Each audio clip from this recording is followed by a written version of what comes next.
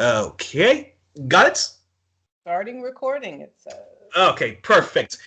Well, ladies and gentlemen, welcome to another edition of 1+1, your place for inconvenience, truth-telling, and myth-busting. And we are joined by our returning champion, frequent guest, personal friend of mine, Margaret Kimberley, who is the senior columnist of Black Agenda Reports. Which is news commentary and analysis from a Black left perspective. She's also part of the she's also part of the fantastic anti-imperialist peace group, the Black Alliance for Peace, and she also is a co-host of the Left Lens with her fellow Black Agenda report contributor Danny Haiphong. I got the name of the show right. Yes, you did. All right, perfect. And if you notice, Margaret, I also say Black Agenda Report. For some reason, everybody keeps calling it the Black Agenda Report, and every time I hear that, I go, "It's just Black Agenda Reports." No, the is needed. Correct. But anywho, there's so many thes in our rock bands and whatnot. That's okay. Let it pass, right? Yes. Alrighty, but okay, so Margaret is our guest for today. So many things I want to talk about with her, but so little time, so I'm just going to get right into it. So Margaret, first of all, thank you so much for coming back on the show. Oh, thank you for having me back. It's been a while, yeah.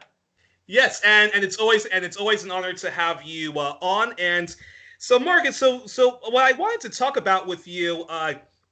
Because there's so much I do want to talk about with you. I mean, we could talk about the state of affairs with, with Black America, all of the horrible ongoing imperialism that's happening with Joe Biden, the bizarre responses of some people when it came to the George Floyd protests.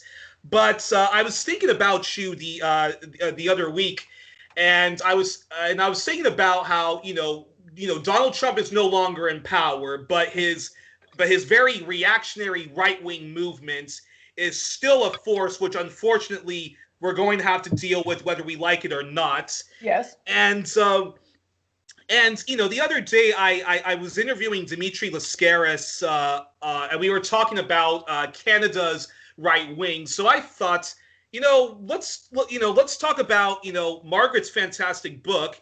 Some of the more right-wing presidents that the U.S. has had, and how they've stoked anti-Black racism to get into power, as well as pushing through reactionary laws, which are not only bad for Black people, but for all of America and the world. So I actually wanted to talk to you about, so I wanted to talk to you about some of the contents of your fantastic book, Prejudential, Black America and the President. So let's get into it.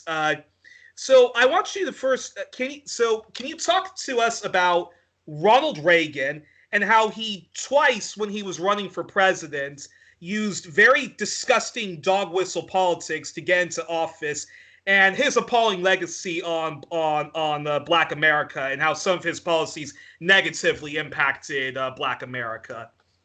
Sure. Well, in my book, I detail the history of presidential politics as it relates to Black people.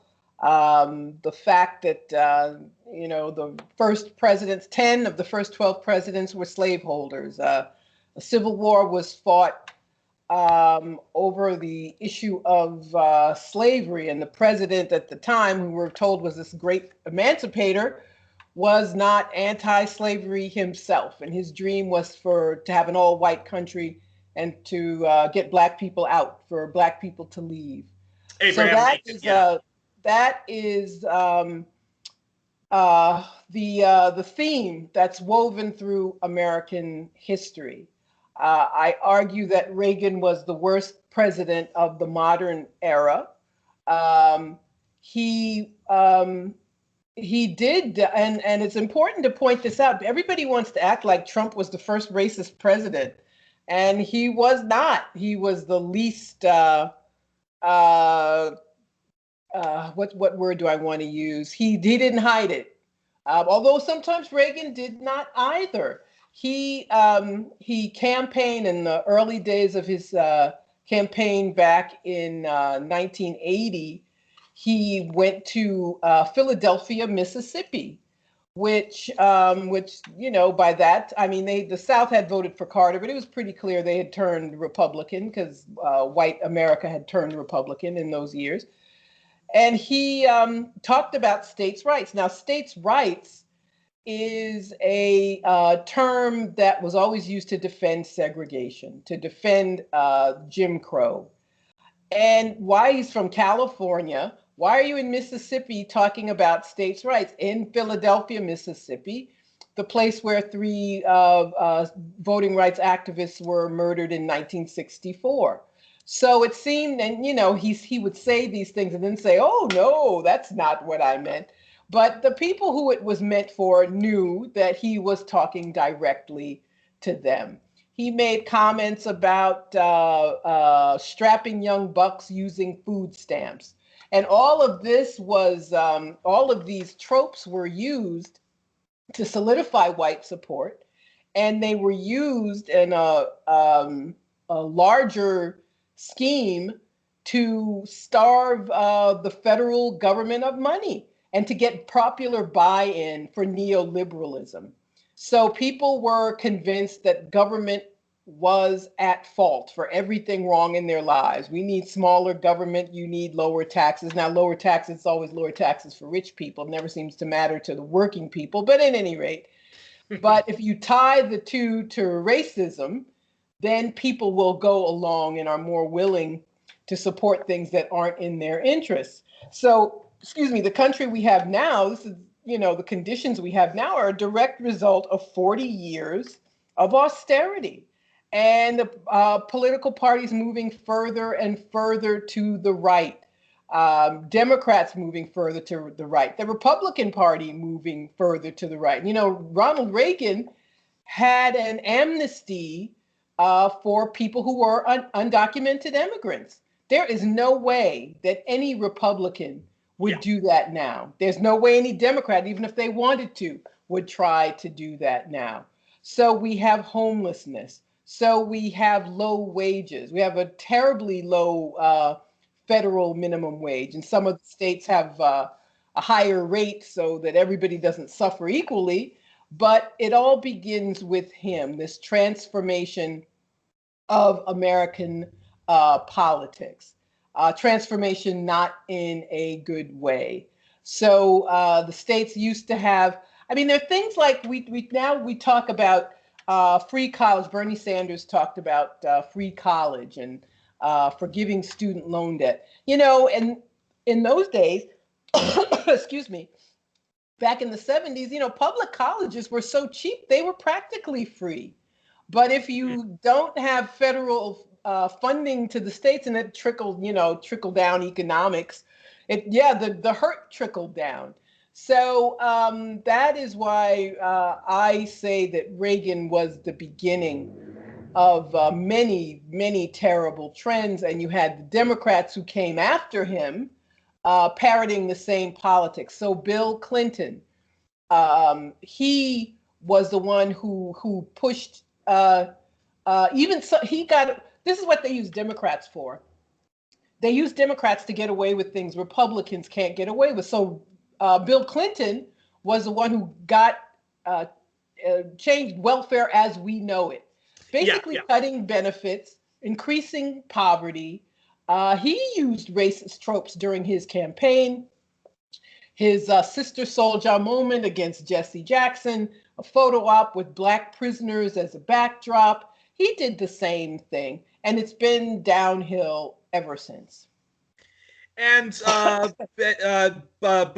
before we talk about George H.W. Bush, talk about Reagan. One of the things he kept talking about when he was running for office, the Chicago woman, and how that was, and how if you read very deep into that, that was explicitly a very, very racist thing that he was campaigning on to say to people, yeah, vote for me because we're going to get rid of all these welfare bums. Yeah, the welfare queen. There was a woman who really existed, and she was a con artist, and she had multiple identities and collected benefits in many different places.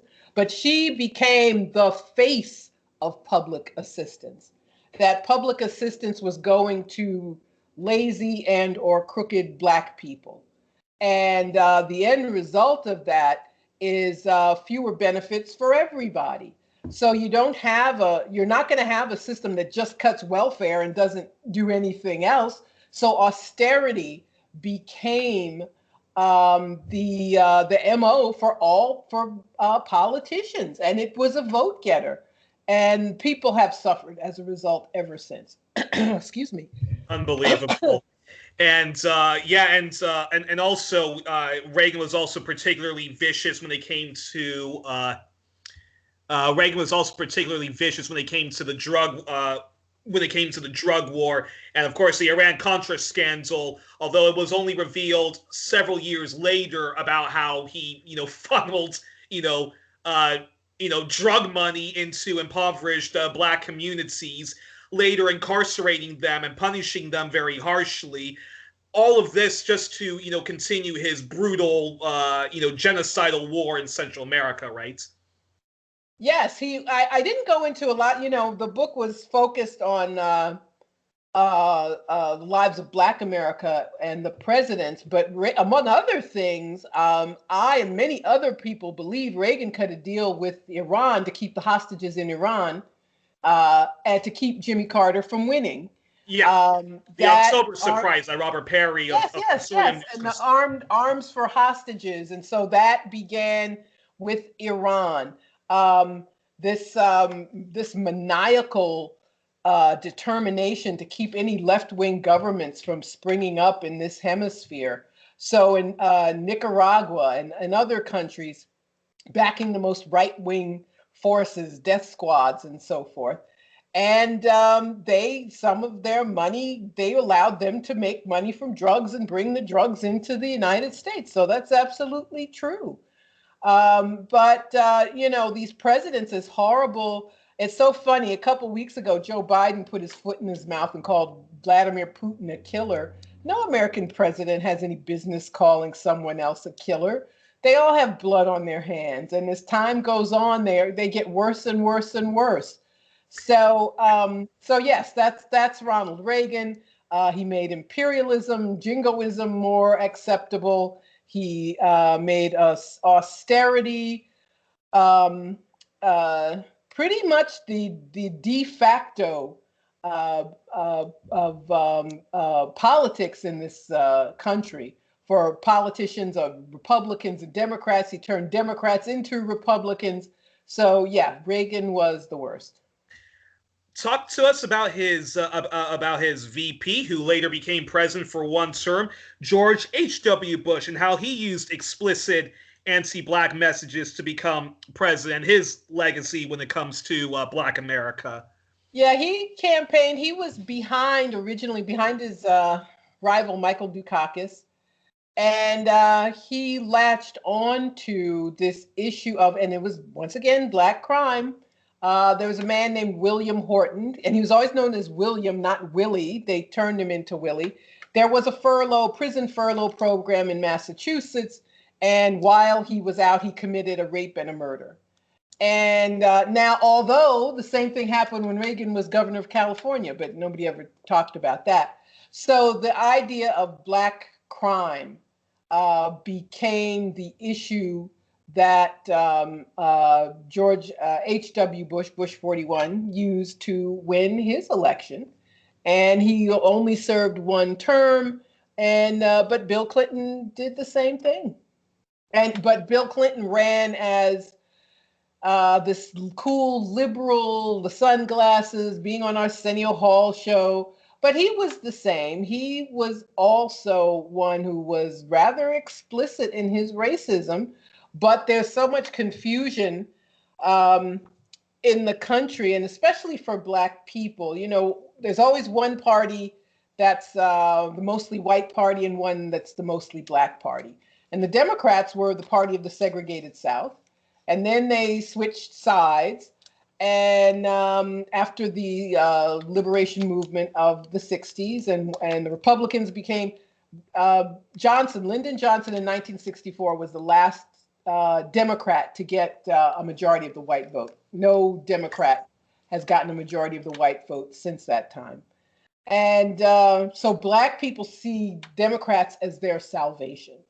So these horrible Democrats like Bill Clinton get a pass, and Obama, all of the Democrats do, because we feel like these Republicans are, this existential threat, and that's gotten even worse since Trump.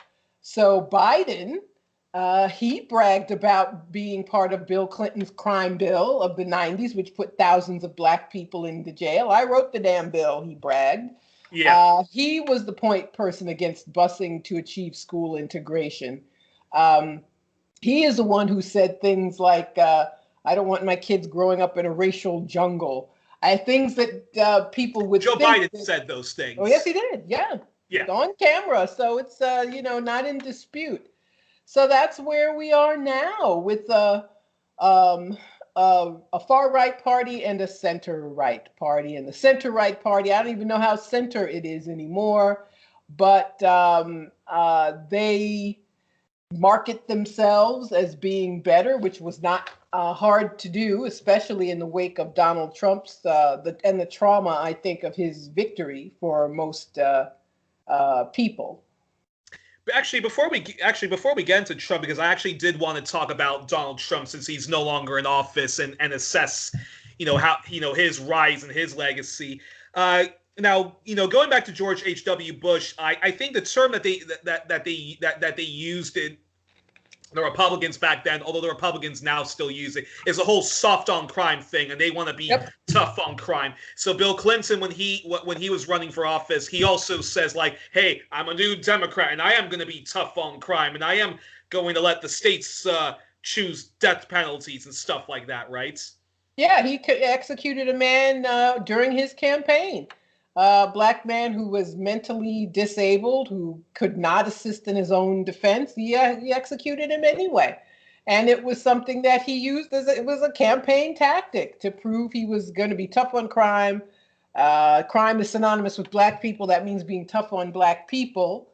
And, many of us go along with these things because, well, the Republicans are worse, so we have to accept anything from the Democrats. And then a long time ago, I was like that myself, that, the worst thing you could have is a Republican president, but they're all Republican presidents. And to surrender like that, you're really saying that the people cannot do anything. The people are completely disempowered. Which is not true. We're not disempowered. We can impact electoral politics, but we can't do it if we give these awful people a pass and don't make any demands. Let's talk about George.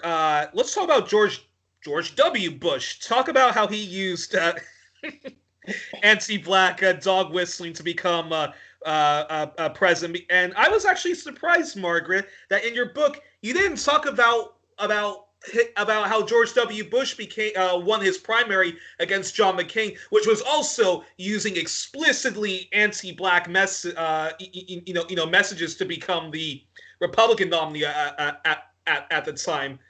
Well, he what are you referring to with McCain? Well, George W. Bush, in case people don't remember, so when he was running in the Republican primaries against John McCain, who was sort of the favorite to win, George W. Bush's disgusting spin doctors leaked something in the press that John McCain apparently fathered a Black child out of wedlock, and that was too much for the Republican electorate, and Bush ended up becoming the Republican nominee due to that. I remember that story. I don't know that it gained that much traction. What happened with George W. Bush is the Republican establishment coalesced around him, and he raised a huge amount of money. I mean, at that time it was something like $100 million. Now they raise $1 billion in presidential campaigns. So they all coalesced around him, and the racism came into play during his campaign when they stole his brother, who was the governor of Florida, stole the state, basically keeping Black people from voting. It was a very close election. And if Al Gore had won Florida, he would have been president. And Florida, among other states, has laws that keep felons from voting. So many Black people who were not felons were put on this list, and their names were taken off the rolls, and they could not vote. And it was something like a handful of 300 votes, something like that. So he cheated, he stole the election, and used racist policy to do it. He was also, being a Republican, he wasn't going to be a preference for most Black people. But he was president after September 11th. There's so many questions about September 11th. I don't know where to begin. I don't believe it was,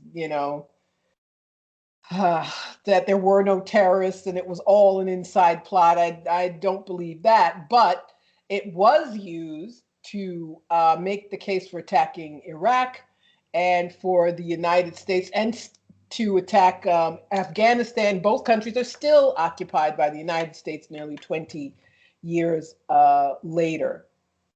But he was the last president before Obama, and Obama was next in 2008. Talk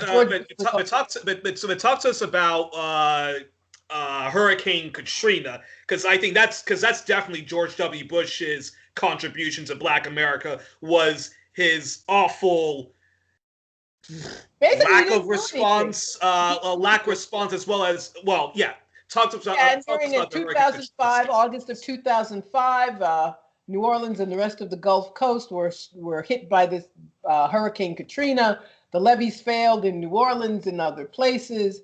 The city of New Orleans, much of the city flooded. New Orleans is mostly below sea level, so that their levee system had been allowed to deteriorate over time. And this hurricane hit, and mostly poor Black people were trapped in the city without help. People who managed to flee couldn't even get back to their homes, and New Orleans was changed forever. It was also after his second election, so it was after 2004, and I believe they just didn't care anymore. They were like, yeah, we won, we don't have to do these things. So, but I think that was among the things that helped Barack Obama, who gave this appearance of competence and caring. But now George W. Bush is treated as this elder statesman, and he, loves Michelle Obama. And every time their first families are together, he gives her a piece of candy, and it's supposed to be so cute. And Kanye West, who's now known for just being a crazy, formerly great performer, at the time he said George W. Bush just doesn't care about Black people, and that's something that stuck. And now Black people love Bush because he's not Trump and because he gives Michelle Obama a piece of candy. So that's America. And I don't want to talk too much about Obama, because we talked about Obama, Clinton, the Kennedys, Johnson, and all those guys the first time I interviewed you. But there was, but I guess we can't really talk about Obama. We can't really talk about Donald Trump unless we do talk about Barack Obama. And in your book, you talked about how Obama would often scold Black fathers, absentee Black fathers, and so I would like to ask, why do you take issue with with Obama doing that? Because isn't there some truth to that issue in the Black community? But respond. Well, I think it's interesting that Obama would raise this issue out of the blue. So he would be, I think I wrote about it, he was at a debate with Hillary Clinton and John Edwards were also competing with him for the Democratic nomination. And they were at a debate, and all of a sudden they're talking about some other issue, and all out of the blue he says, and let's talk about how Black fathers don't support their children. And Hillary Clinton and John Edwards first looked nervous, like, where did that come from? But I think, I personally, I'm going to be an amateur psychologist for a minute. I think to Obama, Black men were like the father who deserted him. I believe that. So I know even if you are a real psychologist, you're not supposed to analyze people you haven't treated, but that's not going to stop me. So I think that was a personal issue for him. But again, it was a political winner. So he could talk over our heads to white people. And the message was a not unsubtle one to me. Don't worry, I'm not going to do anything for Black people. I'm going to beat up on Black people whenever I can, just like white presidents did. And talk about getting a pass. Every Democrat gets a pass, but being this possibility of having a Black president just made him bulletproof. And people who should have known better did not take him on for comments like that. And do you find, that issue that Obama kept raising about absentee Black fathers? Do you find that, okay, even if it is an existing issue that happens, that happens in the Black community, Obama was particularly singling out that problem and basically stereotyping it, so that he could get. That was basically his dog whistle. So what Reagan did with the Chicago woman, what Bush did with the, with Willie Horton, what Clinton did with the sister soldier, like, hey, Jesse Jackson, are you going to, denounce Black people getting up at sea in Los Angeles, after the Rodney King? So Obama using the whole absentee Black father, as well as tell cousin Pookie and cousin Ray Ray to get off the couch. That was his version of sort of dog whistling, regardless of whether there's even some truth to to the problem of absentee. Well, Black people are. I think it's important to keep in mind when a community is on the bottom economically, the more likely to not have a job, more likely to have a low wage job, to be targeted for incarceration, to be targeted for all sorts of policies which prevent people from doing well in life, then yes, you are going to have, a higher incidence of things that people don't want, not a two-parent home, all kinds of things, all of which is made worse in this country by the safety net, which Democrats helped Republicans to eviscerate. So if there is a slightly higher incidence of, kids growing up in a single parent household, it's worsened by all these other things. And it's cheap theatrics, it's cheap racism, and it shouldn't be accepted from anybody. And so it shouldn't have been accepted coming from him either. But it's unfortunate that he was allowed to do these things. And the jokes about getting Black people to, you just said cousin Pookie and Ray Ray. No white politician would be able to get away with, giving Black adults nicknames like that. And it didn't work. And that's what he thought was campaigning for Hillary Clinton in 2016. He gave some speeches and said, tell cousin Pookie to get off the couch. And Donald Trump ended up defeating Hillary Clinton in the Electoral College. So that election showed the shallowness of support of Black people for the Democratic Party. People were disillusioned, rightly so. And for Hillary Clinton to just think, well, I'm coming after Obama, people should vote for me. And there's Donald Trump who appears on the scene and appeals very directly to white people about this issue we've discussed, putting racism front and center, putting white people front and center, telling white people, I'm going to put you make you the focus of my policies. I'm going to help you. I'm going to keep immigrants out. He did say some things that I think helped him get more votes. He talked about the loss of living wage work, jobs being sent to other countries, which is a very good point. It's something the Democrats and Republicans worked on together. So Obama got this huge turnout from Black people, but it was about him. It wasn't about the Democratic Party. It wasn't about politics. So people who were not enthusiastic, who were enthusiastic only for him and not for anybody else, didn't come out in 2016, and Donald Trump ended up becoming president. And also, one last thing I want to say about Obama before we get on to before we get back to Donald Trump is you mentioned in your book, and my red flags for Obama was when he praised, drum roll, Ronald Reagan, the first president we talked about in this conversation. Obama kept praising Ronald Reagan, and for me, who was starting to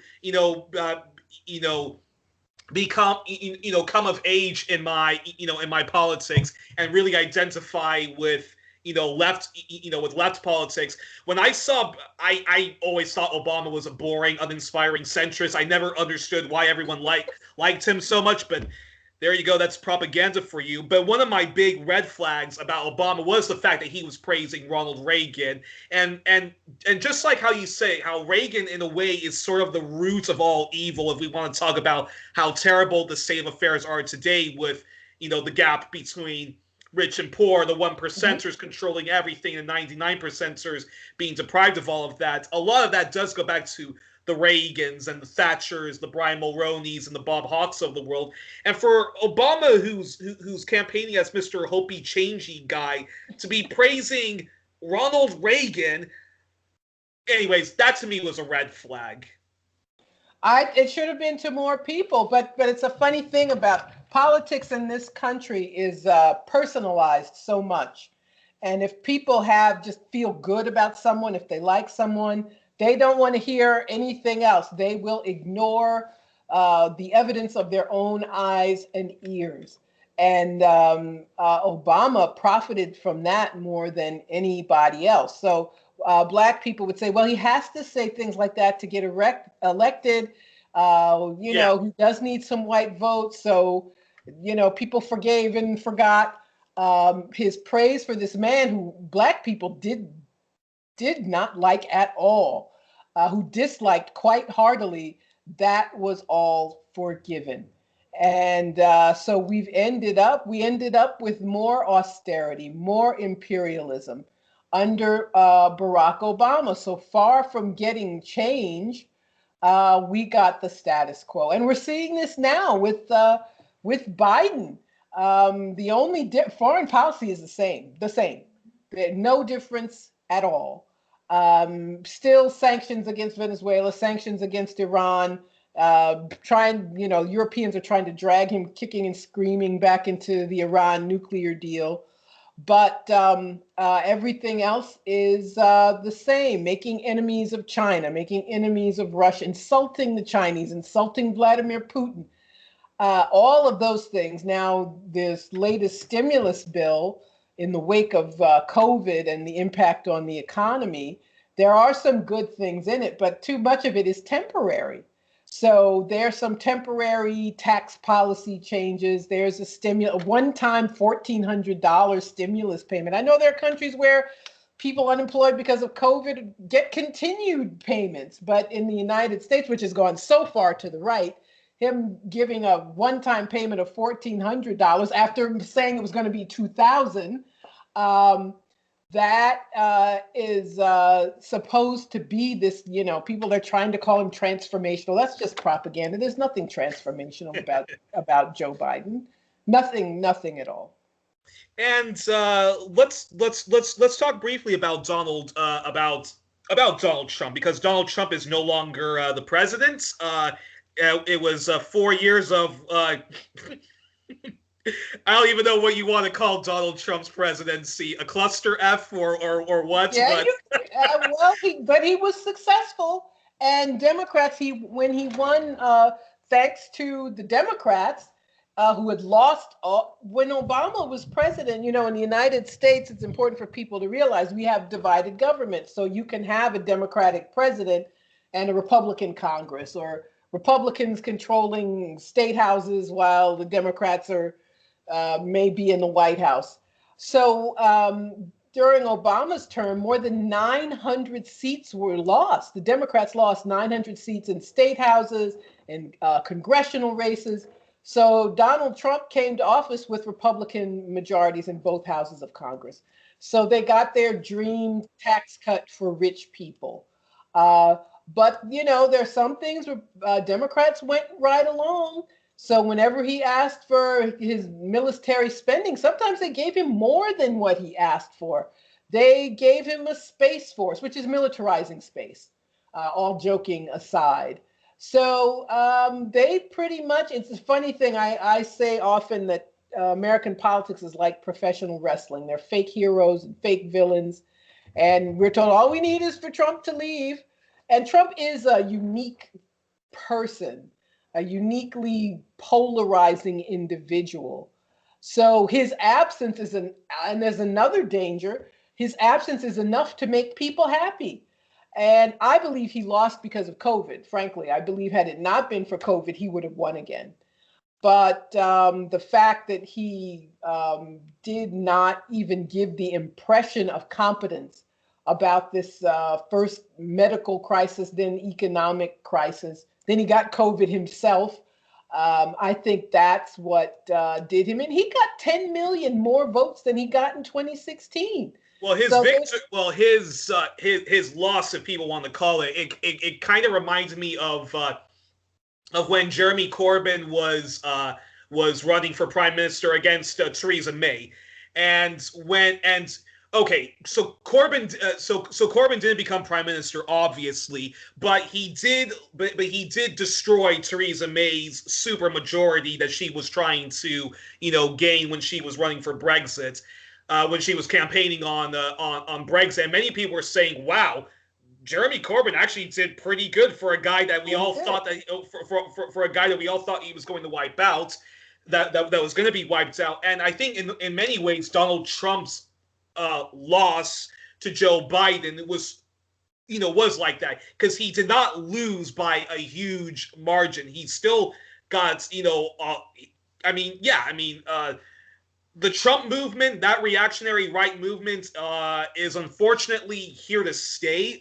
Those are unfortunately the enemies that we have to deal with.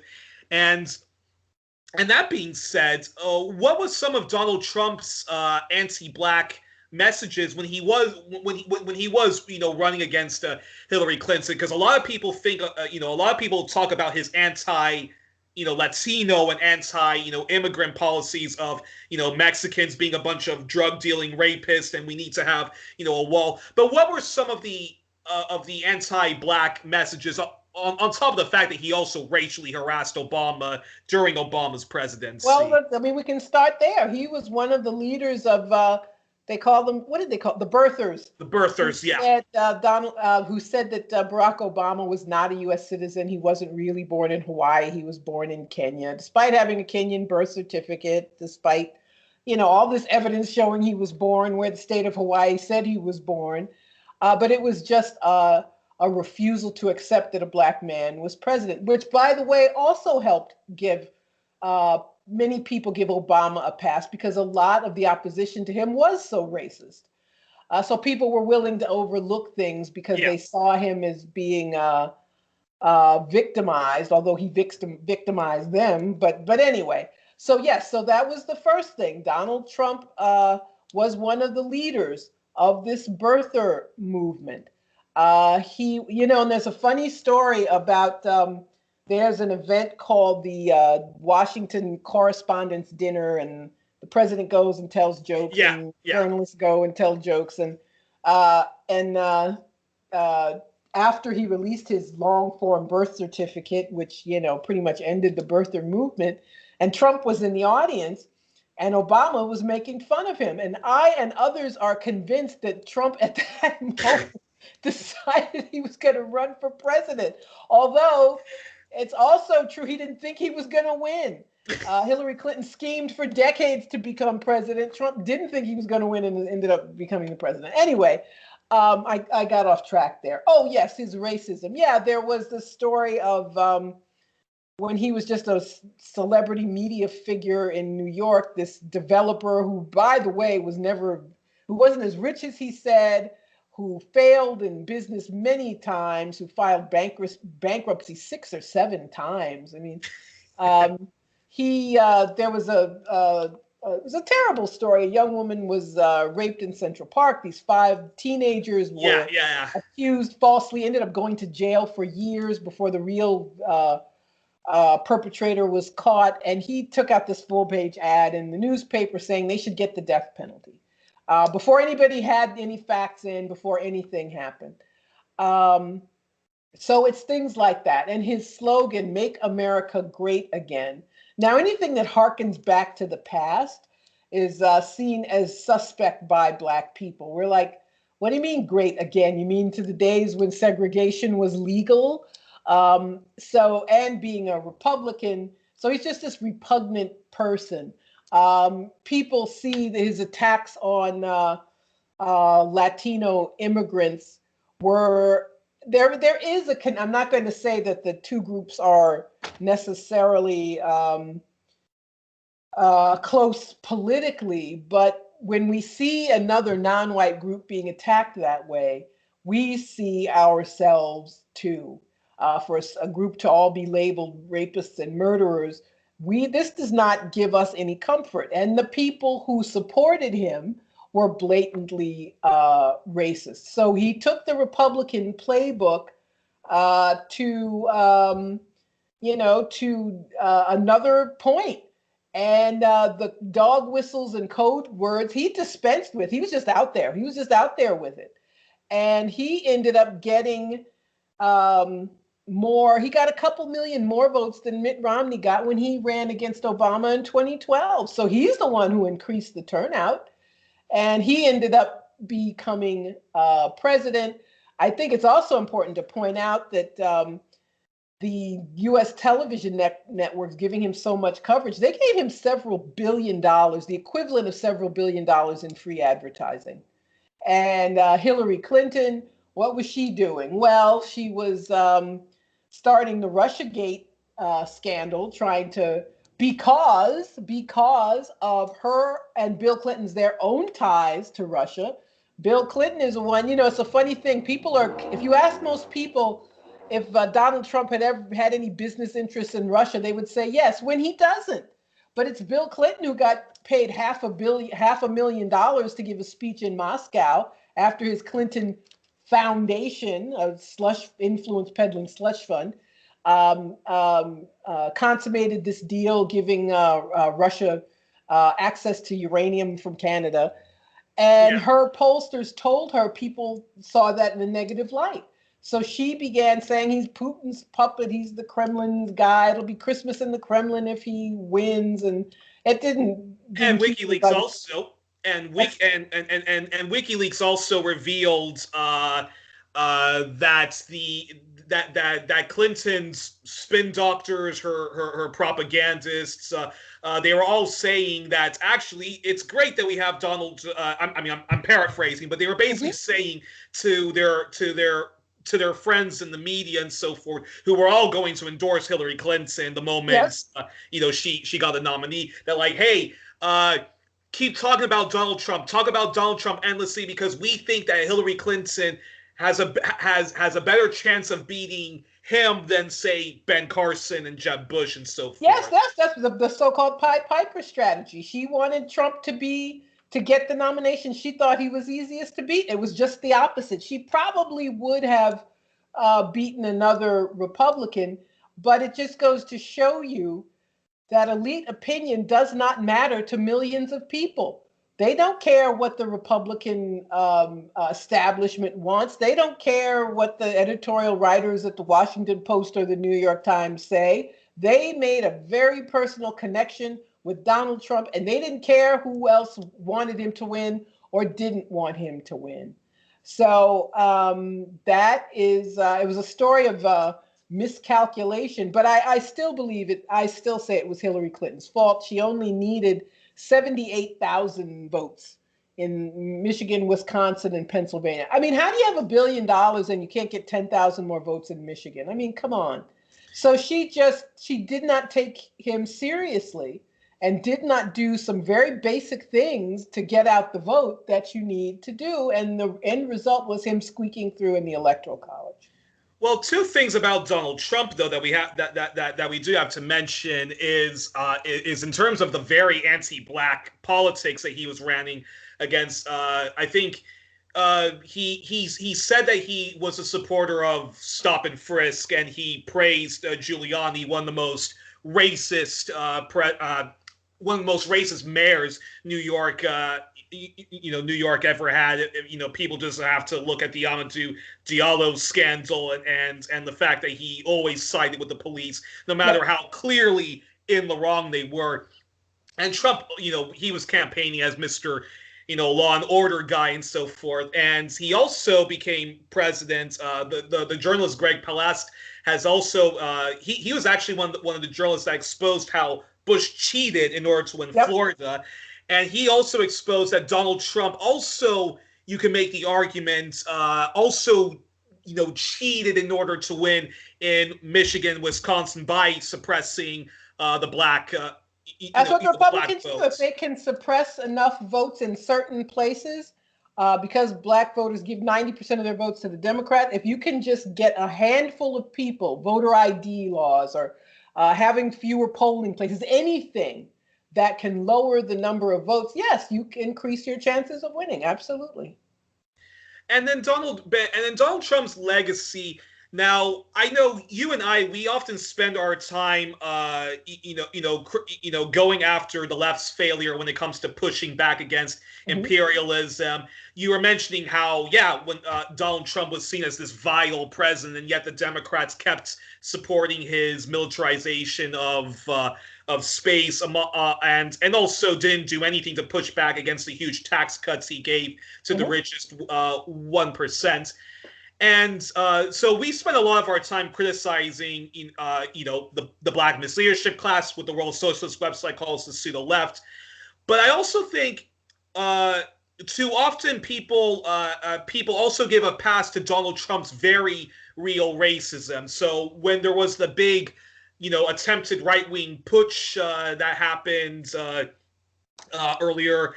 Earlier this year, I remember because I have you on, on Facebook, you were, showing people, a clip of all these Trump supporters at a very expensive Trump hotel, and you said, "Can people stop saying that all Trump supporters are low income?"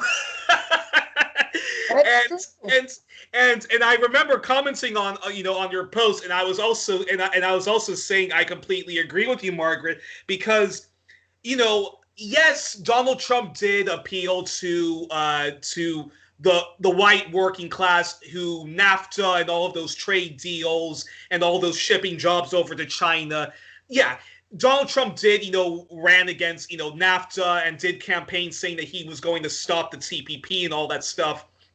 And there is no doubt that he appealed to many white working class voters because of that. I even knew people who said to me that, like, oh, if Bernie Sanders is president, if Bernie Sanders is nominee, I'll vote for him. But if he's not the nominee, I'm going to vote for Donald Trump because he's going to protect my jobs going overseas, which I always thought was mildly he said enough of the right things to enough people to squeak through. So he did get, but that just goes to show you, if the Democrats weren't so busy trying to squash Bernie Sanders, he could have been the president. But the Democrats don't want, the last thing they want is a progressive Democrat. They do not, even if Bernie Sanders had managed to become president, Democrats would have been his worst enemy. because they're a party of corporate interest too. They're the party that depends on wealthy people, on the military industrial complex. That's who they depend on. And they do not want the left wing of the party to have any voice, to have any influence. So they are prepared to take a chance and lose. Biden, it was not clear to me that Biden was going to win again. I spent the whole year saying Trump could win again. I thought Trump was definitely going to win. And of course, there's also some controversy that Biden also cheated in order to win, but I won't. Well, the cheating for Biden happened in the primary when the establishment coalesced around him. And what a surprise, Bernie wins the Nevada primary. And all of a sudden, the other Democrats dropped out. They were pushed out. They were told, okay, your moment's over. We're going to coalesce around one person, and we're choosing Biden. And I thought they were taking quite a chance with Biden. He has some kind of cognitive issue. I don't care what they say. It's obvious to me. He, aside from I'm not Trump, he wasn't offering anything new to people. And as president, he would sometimes say things to get votes like the minimum wage is going to go up. Then he gets in and it doesn't.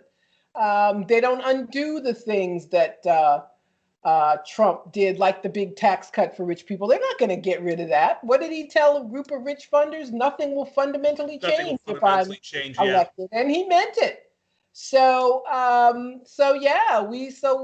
he managed to win. There was enough anti-Trump sentiment to put him over. I think one of the things that happened in 2016, there were a lot of people who weren't that interested. They weren't enthusiastic about Hillary.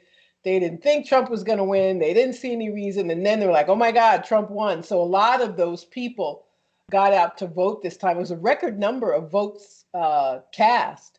So, Trump was hated enough by enough people that he couldn't pull it off the second time. But what I wanted to say about Donald Trump and his and his legacy is that yes, Donald Trump did get votes from the white working class that did have legitimate grievances, just like how the whole Brexit referendum. I try to say to people, don't paint all Brexiteers as ignorant xenophobes. There were some people who had legitimate grievances of the European Union and the establishment, and that's why they voted for Brexit. But that being said, we also can't put our heads in the sand and say that there's no way that Brexit did not win because of explicit xenophobia, just like Donald Trump. I mean, people do have to admit, come on, guys. There's no way he became the overnight Republican frontrunner because he said I'm gonna rip up NAFTA and stop the TPP. He became the Republican frontrunner overnight the moment he said, I'm going to build a wall because Mexico pay for it. Absolutely. Absolutely. You're absolutely right about both of those issues.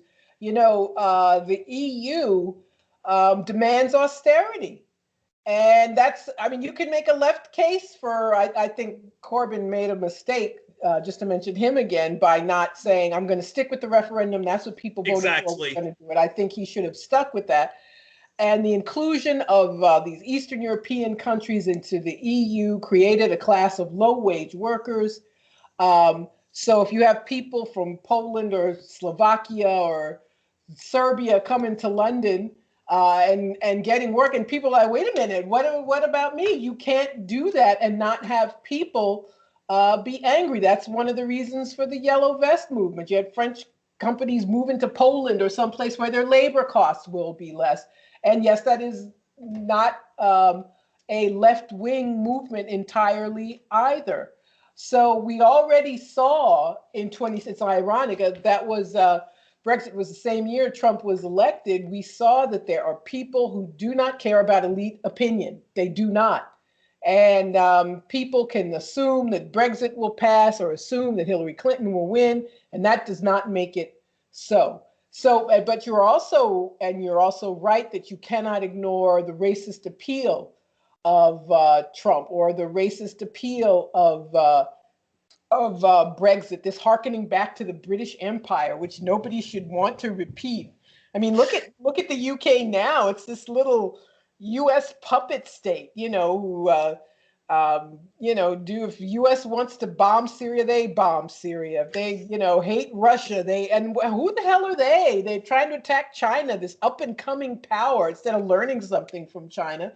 So these countries that are on the decline all work together, apparently, to stay at the bottom. But in any case, no, you cannot ignore those things. But it is also ironic that people who voted, I believe there are many people who voted for Trump who would have voted for Bernie Sanders. I'm quite convinced of it. And, it's propaganda. There was a lot of propaganda against Corbyn, a lot of propaganda against Bernie Sanders. The corporate media hated him. The Democratic establishment still hate him. Even after he bowed out, even after he supported Joe Biden. They just want to make sure that the left is dead and stays dead. How much more time do I have with you? Because that's a good 5 minutes. Oh, shoot. Okay, well, okay. Well, the next time I have you on, Margaret, then, because that would have been a perfect segue to this very unhealthy debate. We were talking off the air about how coronavirus, is polarizing people left and right, and. Yeah, and I wanted to talk to you about identity politics versus, versus the class struggle. And I personally, I sort of want your response to that. We're probably gonna have to do another episode in the future about about all that. But I do then want to, but then briefly, if you can.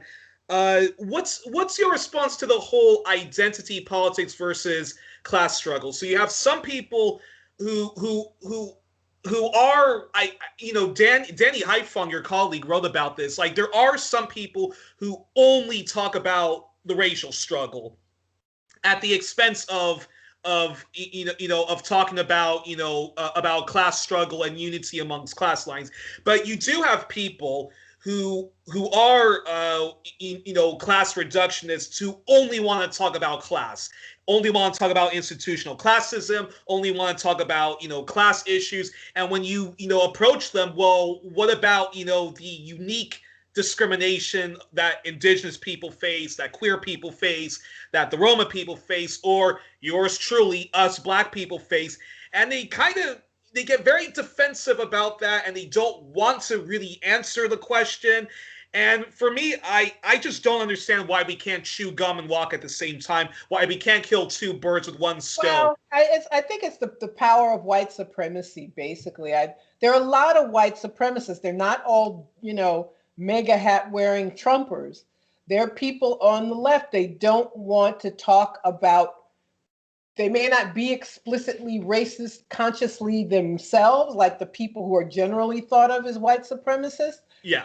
But they don't want to give up their privileged positions, and they don't want to acknowledge, especially here in the United States, America's so racist that race determines what class you're in. It's not a surprise. It's not a coincidence that Black people are more likely to have low income, more likely not to be working at all, that we are on the bottom of every good measure and the top of every negative measure. So racism determines what class you end up in. And you can't have this conversation and ignore that. But I do believe that, if you're, the more left wing you are, the more really left wing, not like a poseur, but really a person who fights for left-wing policies, the more you are moving society forward, to have equity, to have to end discrimination, all the isms, all the racism and colorism and every ism that's bad. If you are one who adheres to left-wing, to socialist policies. But you can't act like racism doesn't play a role there. You cannot. And I don't trust these people who are just class reductionists. Sorry. I mean, no Black person should be trusting of these people. So they're not your friend. if they're going to act as though your position in society has nothing to do with race. Yeah, and well, and I think our 5 minutes is up, right? Like 2 minutes. Well, no, well, I completely agree with you on that, but well, folks, yeah, this unfortunately Margaret has to go. Margaret has other appointments to get to. So, but I want to definitely talk to you. I want to go deeper into this, into that topic with you. So I'm just going to say that that part of the conversation is to be continued. But folks, we were joined on this edition of 1+1 with one of my favorite commentators, Margaret Kimberley, senior columnist at Black Agenda Reports, co-host of Black Agenda Radio, which people should check out on SoundCloud, and a member of the Black Alliance for Peace. Margaret, thank you so much for joining us. I really hope that we can that I can have you back on because this is a really important topic, and the left is never going to advance itself if there are if people don't realize that there are unique discriminations that women face, that queer people face, that Black people face, that Indigenous people face, and the movements are never going to advance if people keep saying, stuff like, oh, well, we don't really want to talk about that. It's all about class and so forth. And I find that, and again, as a Marxist, I completely, I completely agree with, workers of the world unite and all that jazz. But the fact of the matter is anywho, I just wish that we can shoot that we knew how to chew gum and walk at the same time. But that conversation is to be continued, and I do agree with what you with what you said in response to some of our white Marxists and white socialists who do engage in the whole class reductionism issue. Yeah.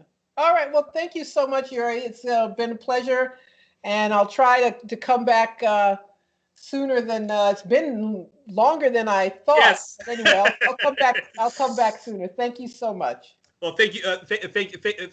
Thank you so much again, and keep doing the great work that you're doing, Margaret. You too. Thanks a lot.